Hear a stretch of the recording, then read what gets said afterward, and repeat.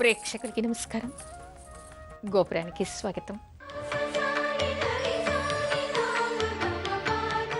ఈరోజు గోపురంలో సాంప్రదాయాలు చెప్పుకొని ముందుగా అర్చనలో మన ఇష్టదైవాన్ని స్మరించుకుందాం.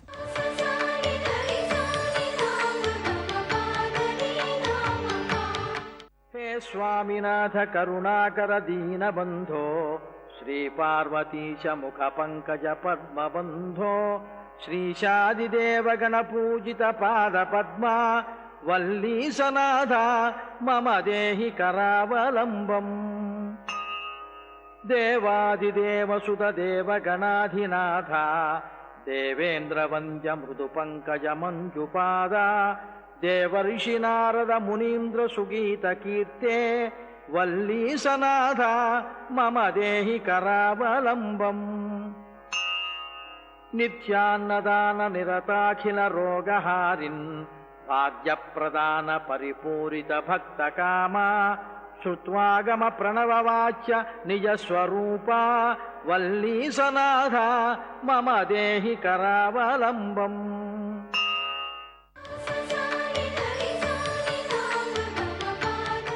అవసరానికి పనికిరానివి ఏమిటి? మనకి జీవితంలో ఎన్నో దశల్లో ఎన్నో అవసరాలు వస్తూ ఉంటాయి. ఆ అవసరాలకి ఒక్కొక్కసారి మనం అనుకున్నవేవి కూడా పనిచేయవు.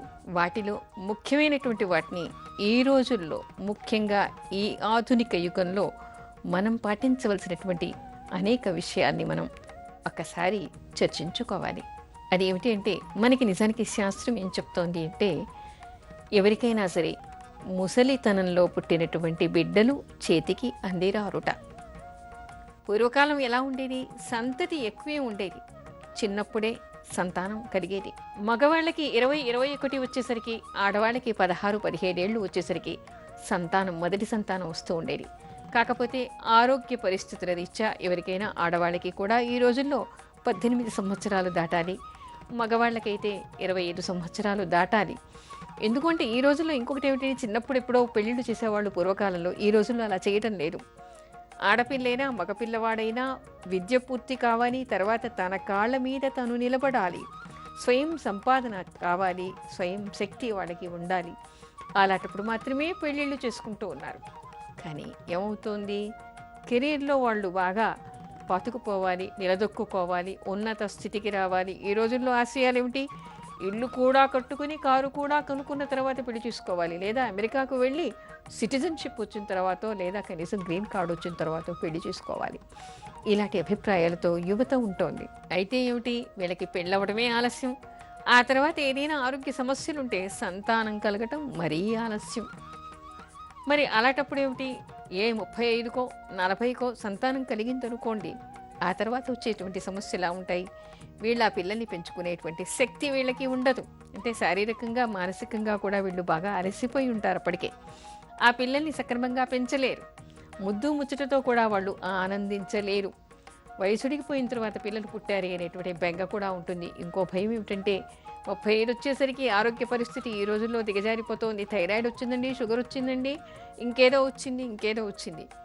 నేను ఎంతకాలం బ్రతుకుతాను? ఈ బిడ్డ బాగా పెరుగుతాడా? మధ్యలో నేనేమైనా అయిపోతే ఆ పిల్లవాడికి ఎలా? ఇలాంటి దిగులు చాలామందికి ఈ రోజుల్లో కనిపిస్తోంది. అంటే ప్రాయాన పుట్టినటువంటి సంతానం కాదు, ఆ తర్వాత ఆ బిడ్డ పెరగాలి, ప్రయోజకుడు కావాలి, మరి అంతవరకు నేను బ్రతికి ఉంటానా అనే దిగులుతోనే చాలామంది సతమతమై ఆ దిగులుతో అనేక రోగాల్ని తెచ్చుకుంటూ ఉన్నారు. అసలు ఇంతకీ చెప్పొచ్చేటువంటి విషయం ఏమిటంటే, అవసరానికి పనికిరాకపోవడం అంటే, వృద్ధాప్యంలో తమ పిల్లలు తనకి అండగా ఉండాలి అని ఏ తల్లిదండ్రులైనా కోరుకుంటారు. శాస్త్రం కూడా మనకి అదే చెప్తోంది. కానీ అది ఆ అవసరాన్ని వాళ్ళు తీర్చేయగలిగేటువంటి స్థితిలో ఈ రోజుల్లో ఉండటం లేదు. కాబట్టి ప్రాయంలోనే పిల్లలు కలిగితే మంచిది అనేటువంటి విషయాన్ని తెలుసుకోవాలి. మన ఆశలకి కొంత ఎక్కడికి అక్కడ కట్టుదిట్టం చేసుకుని ఈ 25 లోపు పెళ్లి చేసుకోవాలి, పిల్లలు పుట్టాలి. ఆ తర్వాత వాళ్ళు ప్రయోజకులైతే వాళ్ళు కూడా తొందరగా స్థిరపడతారు, వాళ్ళకి కూడా తొందరగా బాధ్యతలు అయిపోతాయి, వాళ్ళు తల్లిదండ్రులను బాగా చూడగలుగుతారు అనేటువంటి విషయాన్ని తెలుసుకోవాలి. ఈ విషయం పక్కన పెడితే, అప్పు మనకి శాస్త్రంలో ఏం చెప్తున్నారంటే, అవసరానికి పనికిరానిది ఏమిటి అంటే, మనం ఇచ్చినటువంటి అప్పు మనకి అవసరానికి పనికిరాదుట. ఎందుకంటే ఒక్కోసారి ఏం చేస్తామంటే, దయార్థ హృదయం కలిగి ఉంటాం. ఎదుటివాళ్ళు కష్టాల్లో ఉన్నారంటే మనం దాచుకున్న సొమ్ము మాత్రం వాళ్ళకి మొత్తం ఇచ్చేస్తాం. మన దగ్గర ఏమీ లేకుండా ఇచ్చేస్తూ ఉంటాం.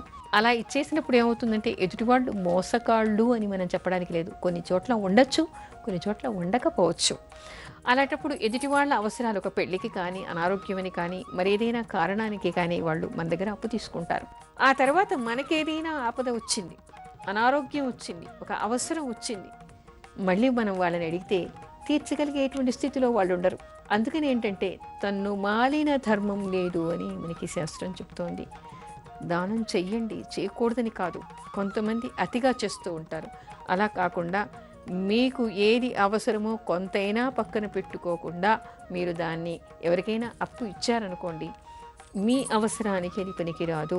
మీకు ఎప్పుడు అవసరమో అప్పుడు దాన్ని వాళ్ళు ఇవ్వలేకపోవచ్చు. ఎదుటివాళ్ళు మోసగాళ్ళు అని కానీ, తీర్చకుండా ముఖం చాటేస్తారు అని ఇక్కడ అర్థం కాదు. వాళ్ళ దగ్గర ఆ డబ్బు అప్పుడు ఉండదు. వాళ్ళ అవసరానికి వాళ్ళు వాడేసుకున్నారు. మళ్ళీ వాళ్ళ దగ్గరికి రావడానికి కొంత టైం పడుతుంది. మీకు ఏడాదో, 2 ఏళ్ళో, 3 నెలలో, 6 నెలలో ఎంతో గడువు పెడతారు. ఆ గడువు లోపల మీకు వచ్చిందనుకోండి, వాళ్ళకి రావాల్సింది రాదు, మీకు ఇవ్వలేరు. అలాంటప్పుడు ఇంకొకరి దగ్గరికి వెళ్ళి మనం చెయ్యి జాచాల్సినటువంటి పరిస్థితి ఏర్పడుతుంది. అలాంటప్పుడు ఏమవుతుంది, మనం ఇచ్చే దగ్గర ఇవ్వాల్సినటువంటి మనకి ప్రెషర్, ఒత్తిడి ఎక్కువ అవుతుంది. మనకి ఇవ్వాల్సినటువంటి వాళ్ళు మనకి ఇవ్వలేరు. ఇటు అటు కాకుండా ఇబ్బంది పడేవాళ్ళు ఈ రోజుల్లో చాలామంది కనిపిస్తూ ఉన్నారు. అందుకని కనీస అవసరాలకి పెట్టుకోకుండా ఎవరు కూడా దానం చేయడం ధర్మం కాదని మనకి ధర్మశాస్త్రం కూడా చెప్తోంది. శక్తి వంచన లేకుండా దానం చేయమని, శక్తి వంచన లేకుండా సాయం చేయమని చెప్తోంది. కానీ అసలు తన్నుమాలిన ధర్మాన్ని ఎవరు మర్చిపోకూడదు. ఆ తర్వాత ఈ రోజుల్లో ముఖ్యంగా తెలుసుకోవాల్సింది స్నేహాలు. చాలామంది స్నేహం చేసేస్తూ ఉంటారు. ఏమిటి అంటే అనేక రకాల స్నేహాలు. ఆ స్నేహాలతో పడి తిరగటం వలన తన్ను తాను మరిచిపోయి ఎదుటివాడికి ఖర్చులు పెట్టేస్తూ ఉంటారు. చాలామంది అనేక రకాలుగా ఖర్చులు పెడుతూ ఉంటారు. తెలివైన వాళ్ళు ఏం చేస్తారు, వాళ్ళ అవసరాలకి స్నేహితుల్ని బాగా ఉపయోగించుకుంటారు. అదే వీళ్ళ దగ్గర అంతా అయిపోయినప్పుడు వాళ్ళు మొహం చాటేస్తారు. అలాంటప్పుడు ఏం చేయాలి, స్నేహం చేసినప్పుడు ఎప్పుడు కూడా ఏమిటంటే సహవాస దోషం అంటారు. సహవాస దోషంతో ఏమిటంటే వాళ్ళ చెడ్డ అలవాట్లు మనకి వచ్చేస్తాయి. కానీ మనం వాడికి సహాయం చేసినట్టుగా వాళ్ళు మన అవసరానికి సహాయం చేయరు. అందుకని ప్రతి ఒక్కళ్ళు మనం ఎవరికైనా స్నేహం చేస్తున్నామంటే వీళ్ళు ఎలాంటి వాళ్ళు కొద్ది కాలంలోనే మనకి తెలిసిపోతుంది. వీళ్ళు మన దగ్గర ఉపయోగం పొందటానికి మనతో స్నేహం చేస్తున్నారా, నిజానికి వీళ్ళలో మానవత్వం అనేది ఎక్కడైనా ఉందా, వీళ్ళు మనకి పనికొస్తారా అనేటువంటి విషయాన్ని తెలుసుకుని శత్రుత్వాన్ని పెంచుకునే అవసరం లేదు. కొంతగా వాళ్ళని దూరం పెడితే చాలు. మనం ఏ పరిధిలో ఉండాలో అది నేర్చుకుని కనువిప్పు కలిగితే మంచిది. చాలామంది స్నేహాల వలన కూడా జీవితాన్ని నాశనం చేసుకున్నటువంటి వాళ్ళు ఆధునికులు, యువత ముఖ్యంగా చాలామంది మనకి కనిపిస్తూ ఉన్నారు. అంతేకాకుండా మరొక కోణం కూడా ఈ రోజుల్లో ఆధునికులు, ముఖ్యంగా తల్లిదండ్రులు తెలుసుకోవాల్సినటువంటి మరొక విషయం కూడా కనపడుతోంది. పిల్లల కోసం అనేక త్యాగాలు చేస్తున్నారు. వాళ్లకు ఉండేటువంటి ఆస్తులు తెగనమ్ముకొని, ఇల్లు అమ్ముకొని, పెన్షన్ డబ్బులు కూడా అమ్ముకొని, అప్పులు చేసి పిల్లల్ని ప్రయోజకులు చేస్తున్నారు. స్వార్థం తల్లిదండ్రులకు ఎప్పుడూ ఉండదు. నిస్వార్థంగా తమ పిల్లల్ని తాము వృద్ధిలోకి తేవడానికి వాళ్ళ శక్తి వంచన లేకుండా కృషి చేస్తూనే ఉంటారు, త్యాగం చేస్తూ ఉంటారు పిల్లల కోసం. అది సహజ ధర్మం తల్లిదండ్రులకి. కానీ ఆధునికులు మాత్రం ఒక విషయాన్ని గుర్తెరగాలి. ఈ రోజుల్లో పిల్లలకి పూర్వకాలంలాగా తల్లిదండ్రుల మీద అభిమానం కానీ, మమత అనురాగాలు కనిపించటం లేదు. నేను ఎగిరిపోవాలి, నేను ఉన్నత స్థితికి ఎదగాలి, ఆశయం మంచిదే, అలా అని చెప్పేసి తల్లిదండ్రుల శవాల మీద మనం నడవకూడదు. వాళ్ళు ఏం చేస్తున్నారు, ఉన్నత స్థితికి ఎదగడం కోసమని వాళ్ళు ఎక్కడెక్కడో దూరదేశాలకి వెళ్ళటం, అక్కడ సెటిల్ అయిపోవడం. తల్లిదండ్రులు బ్రతికి ఉన్నారా, వాళ్ళకి ఏం కావాలి అనేటువంటి గమనింపు తల్లిదండ్రుల మీద వాళ్ళకి ఉండటం లేదు. అలాంటప్పుడు దిక్కు లేకుండా అనాథలుగా వృద్ధాశ్రమంలో బ్రతుకుతున్నటువంటి తల్లిదండ్రులు అనేకులు కనిపిస్తూ ఉన్నారు. కనీసం తినడానికి లేకుండా ఒకళ్ళ దగ్గర చేయి చాచేటువంటి పరిస్థితుల్లో వృద్ధులైనటువంటి తల్లిదండ్రులు కనిపిస్తూ ఉన్నారు. అలా కాకుండా పిల్లల్ని పోషించండి, మీ ధర్మమే. కానీ మీకంటూ మీరు కొద్దిగైనా పెట్టుకోవాల్సినటువంటి అవసరం, అగత్యం నేడు కనపడుతోంది. అందుకని తల్లిదండ్రులు కొద్దిగా మీకోసం మీరు వృద్ధాప్యం కోసం దాచుకోండి. ఇది స్వార్థం అనిపించుకోదు. మనం అన్నీ పెట్టేసి ఇంకొకరికి చేయి చాచడం అనేటువంటిది ధర్మం కాదు. అది ఎంత న్యూనతగా ఉంటుందో, ఎంతటి బాధాకరంగా ఉంటుందో ఆలోచించి మీకంతా మీరు మీకోసమని మీరు కొద్దిపాటైనా వృద్ధులైన తర్వాత మీకోసం మీరు ఖర్చు పెట్టుకోవడానికి కొంత పక్కన పెట్టుకొని ఆ తర్వాతది మాత్రమే పిల్లలకి కానీ దాన ధర్మాలకి కానీ ఉపయోగించండి. నిత్యం అనారోగ్యం కలిగించేవి ఏవి?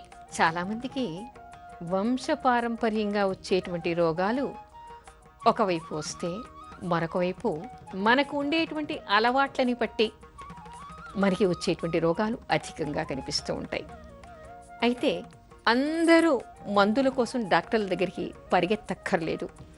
శాస్త్రం మనకేం చెప్తోంది, పెద్దవాళ్ళు మనకేం చెప్తున్నారు, సంప్రదాయం మనకేం చెప్తుంది అనేటువంటి వాటి మీద కొద్దిగా దృష్టి పెట్టినా సగం రోగాల నుంచి మనని మనం కాపాడుకోవచ్చు.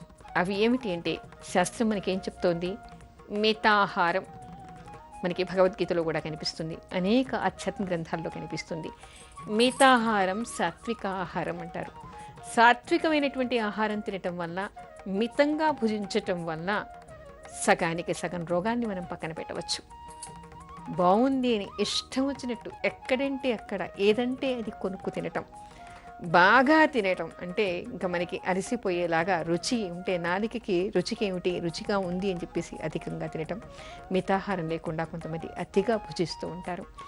అది అనేక రోగాల్ని తెచ్చిపెడుతుంది. రుచిగా ఉంది అని అతిగా తినకూడదు అని చెప్తూ ఉంటారు. అందుకని మితాహారం ఉండాలి, సాత్విక ఆహారం ఉండాలి. అలాంటప్పుడు సగానికి సగం రోగాల్ని మనం పక్కన పెట్టవచ్చు. ఇకపోతే మరొకటి, కొత్త నీరును తాగటం. కొత్త నీరు అంటే మనకి వర్షాలు వచ్చినప్పుడు ఏమవుతుందంటే మనకి ప్రవాహంలో కొత్త నీరు వచ్చేస్తూ ఉంటుంది. కొత్త నీరు తాగగానే అనేక జబ్బులు వచ్చేస్తూ ఉంటాయి. అలాంటప్పుడు మనం ఏం చేయాలి? మనకి శాస్త్రం ఏం చెప్తోంది? ఈ రోజుల్లో ఫిల్టర్స్ వచ్చేసాయి, ఎక్వగార్డ్స్ వచ్చేసాయి. కానీ వచ్చినంత మాత్రాన బ్యాక్టీరియాను మాత్రమే తీయగలుగుతుంది, కానీ దానిలో ఉండేటువంటి శీతల ప్రకృతిని మాత్రం అది ఫిల్టర్ చేయలేదు. అలాంటప్పుడు ఏమవుతుంది? కఫ ప్రకృతి వలన గొంతు మొగపోవటం, అంటే గొంతుకు అడ్డుకోవడం, కఫం పెరిగిపోవటం, మాట్లాడలేకపోవడం, తర్వాత ఒంటి నొప్పులు రావడం, ఇలా కఫంతో వచ్చేటువంటి అనేక రోగాల బారిన మనం పడేటువంటి అవకాశం ఉంది. అందుకని అలాంటప్పుడు కొత్త నీరు వచ్చినప్పుడు ఏం చేయాలి? దాన్ని కాచుకుని తాగాలి, కాచి చల్లార్చి తాగాలి. పెద్ద కష్టమేమీ కాదు ఇది.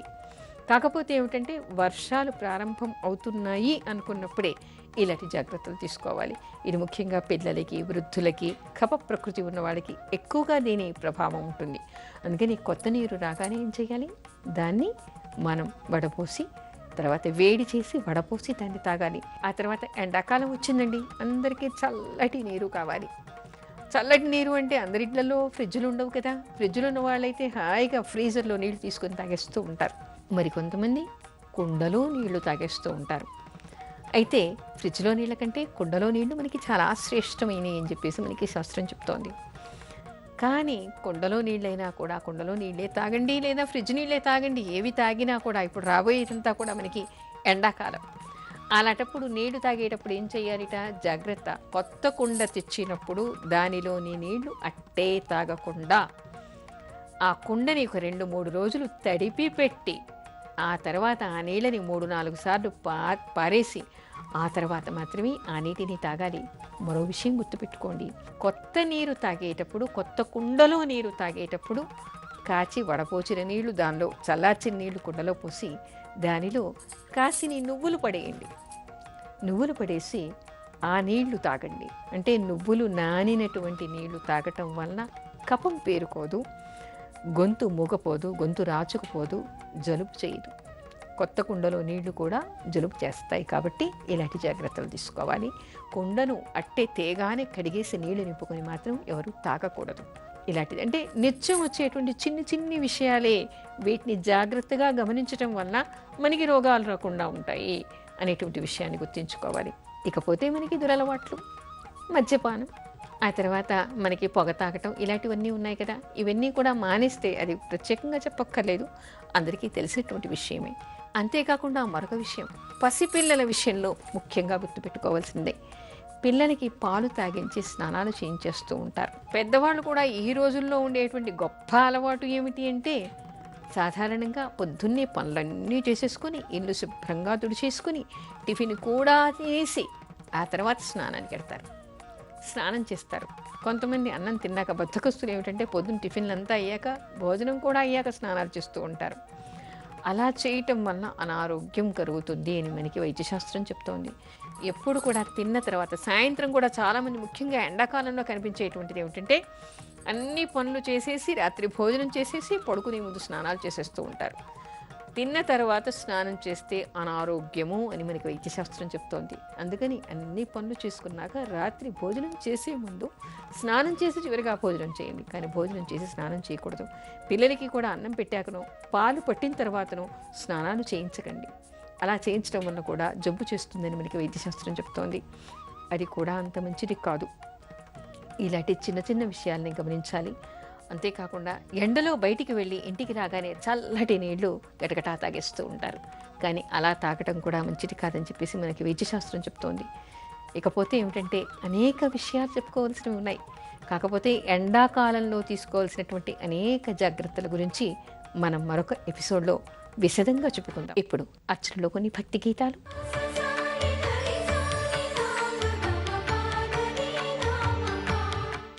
మహాగణపతిం శ్రీమహాగణపతిం శ్రీమహాగణపతిం మనసా స్మరామి మహాగణపతిం మనసా స్మరామి మహాగణపతిం మనసా స్మరామి మహాగణపతిం మనసా స్మరామి వసిష్ఠవామదేవాదివందిత మహాగణపతిం మనసా స్మరామి వసిష్ఠవామదేవాదివందిత మహాగణపతిం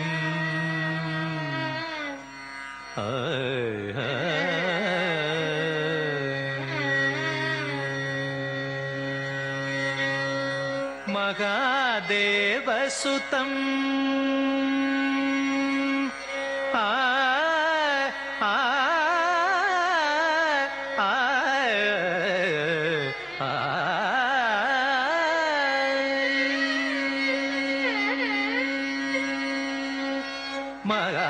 మహాదేవసుతం గురుగుగనుతం మహాదేవసుతం గురుగుగనుతం మారకోటి ప్రకాశం శాంతం మారకోటి ప్రకాశం శాంతం మహాకావ్యనాటకాదిప్రియం మహాకావ్యనాటకాదిప్రియ మూషిక వాగన మోదక ప్రియ మహాకావ్యనాటకాదిప్రియ మూషిక వాగన మోదక ప్రియ మహాగణపతిం మనసా స్మరామి వసిష్ఠవామదేవాదివందిత మహాగణపతిం